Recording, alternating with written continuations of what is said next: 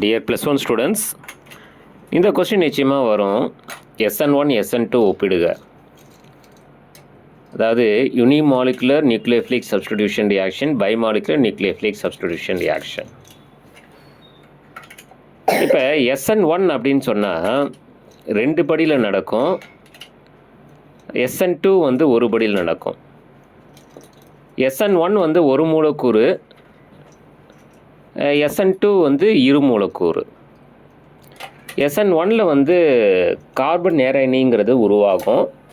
SN2ல் பார்த்தீங்கன்னா கார்பன் நேரயனிங்கிறது உருவாகாது.